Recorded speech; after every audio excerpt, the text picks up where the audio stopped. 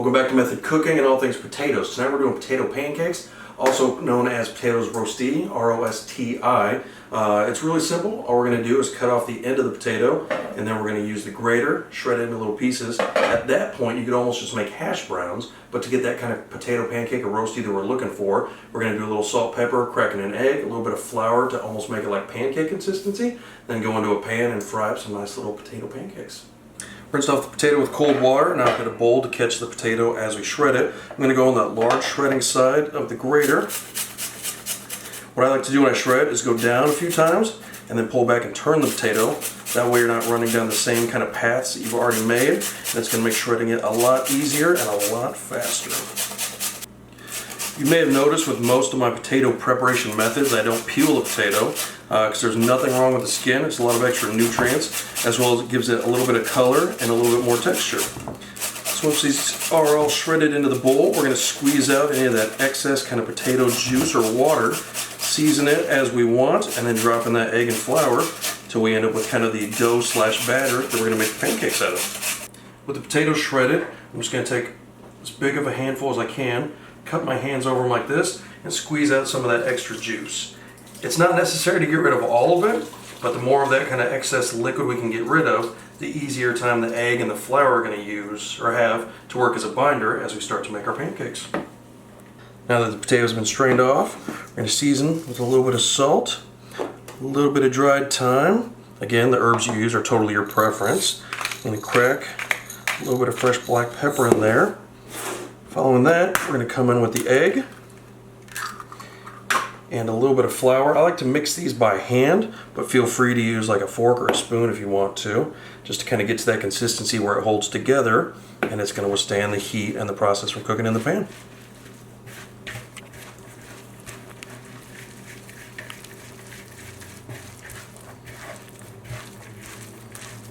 Using half of a large potato, I started with 1 egg, a couple spoonfuls of flour, salt, pepper, and the thyme, and I'm trying to get to a consistency where I can almost pick the whole thing up and drop it, and it holds as one giant ball. From there, we know we're good to go, so I'm going to get a small nonstick pan, hot with a little bit of oil. We're going to pull out little spoonfuls or little pinches of this mixture, drop it in. Once they're in the pan, almost like a little ball, we're going to flatten it out until it's brown on one side, flip it over, and finish cooking.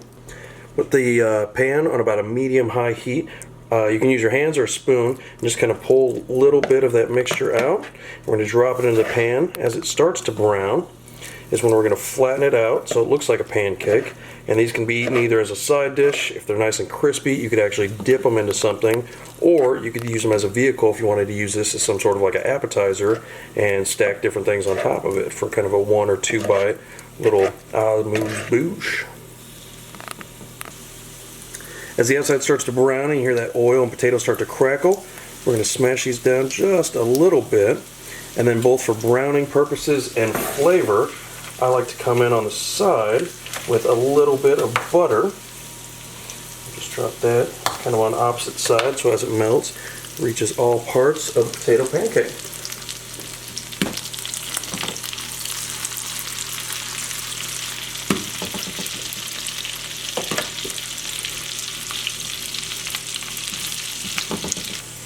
You can see the outside starting to brown up really nice.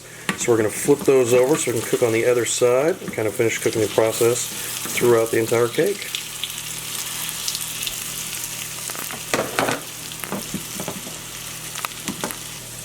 You'll know the potatoes are done as you start to see the water from the inside of the potato start to boil through the side and through the top. That's why you know it's steaming and the potatoes on the inside are fully cooked. So with the crispy top and bottom and the inside fully cooked, we're going to take them over to the plate. With the potato pancakes done, I'm going to drop them on a piece of paper towel just to get some of that excess butter and oil off. And from there, we go to the plate. These would be an excellent side dish for breakfast. You could smother them with some sausage gravy. You could use them as, like I said, like a vehicle or like a canapé to eat something else, or just enjoy by themselves. So now the potatoes are done. It's an excellent alternative to hash browns, especially for like a breakfast. If you do enjoy potatoes or you've got a lot lying around, make sure you check out the rest of the potato series. And though I made these small, there's nothing stopping you from making like a larger size one and either serving wedges, or if you're a potato fanatic, eating the whole thing yourself. Keep it about 1/2 inch thick when you cook it. Thanks again for watching Method Cooking, and I'll see you next week.